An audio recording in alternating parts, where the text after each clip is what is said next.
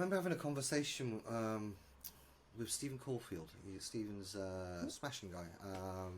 Of the, I believe he's global head of service for Dell, but I also know he's general manager for Slovenia. One of those great job titles that's kind of half an article once you've got his job title in. But I was actually chatting to him in Singapore, so it was a couple of years ago now.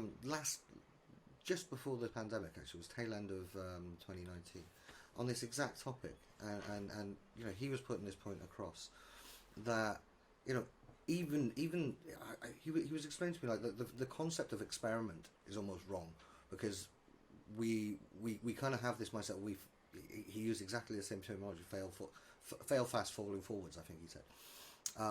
But the point being that every time we get something wrong, that's not a failure at the end of the day, because that's a learning process, and that's how we move forward. And exactly to your point, as long as those are those fast iterations. In fact, I also saw this.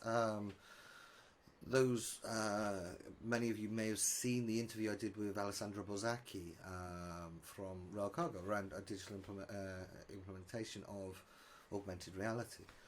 And that, again, we're echoing it. I always find it useful when we have the reinforcement of these good ideas.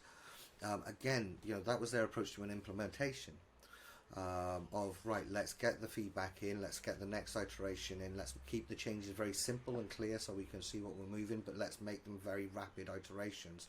If it doesn't work, okay, move out. And I think that very much comes from that technology background of yours as well, Martin. That a lot of this methodology comes from the IT world, doesn't it?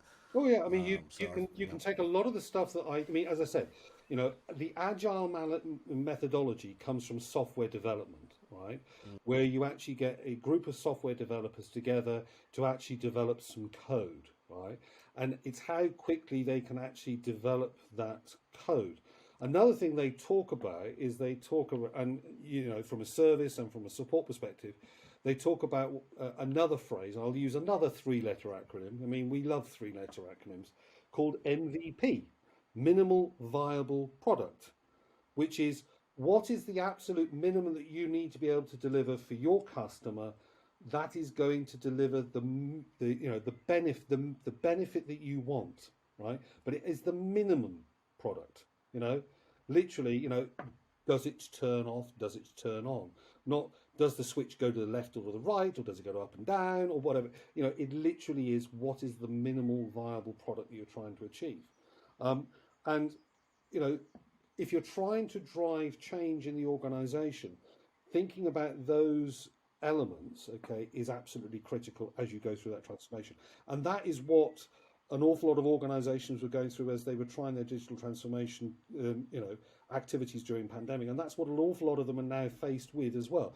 They've made significant changes in their business process, in the way in which IT is delivered, in the way in which they actually deliver service. And you're actually effectively moved to a new paradigm, a new service model, without necessarily even realizing it. Now you've actually then got to then think about how do you actually make that substantive, i.e. it will scale as your business then recovers and grows. And also as well, how do you actually adapt that to new business opportunities as you deliver? You know, so let's take a very simple example. So there was a retail organization that had no real online presence. Now, what they did during the pandemic is they actually took their warehouse provision, they put it online.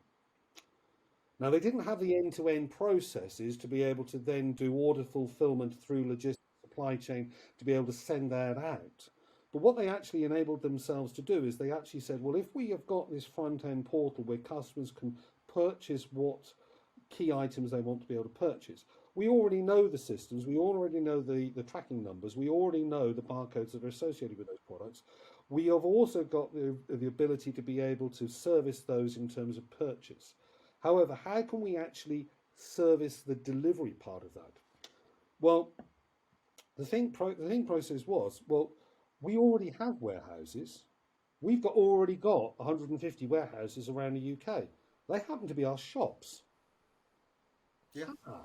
Yeah. Right, what we can do is we can turn our shops from being just the static warehouse to be actually the delivery arm. So what they actually then did was what they enabled was the end-to-end process, okay, through some very clever pieces of integration, to be able to send the actual product request to the local store, for them to be able to take it out of the back office, okay, and they actually used trolleys and baskets and actually printed on a label the customer's order, so that when the customer turned up at the shop front, they were able to pick up the goods or item.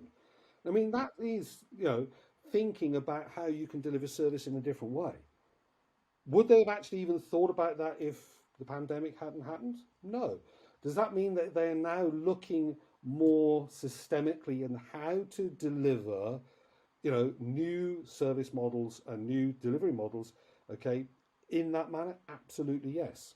So effectively, they're now thinking, right, we don't have to have a central warehouse for the provisioning of our retail products through the remote channel. We can actually cross-deliver that through our stores, because they're effectively an extension of our warehouse provision.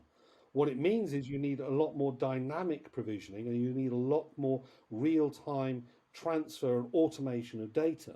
That's where we come in, because we're actually helping them from a back end in terms of integrate their back end systems. But that's, to the customer, is a great win, and for the company, it's a great win. There you go. Just one example. Yeah.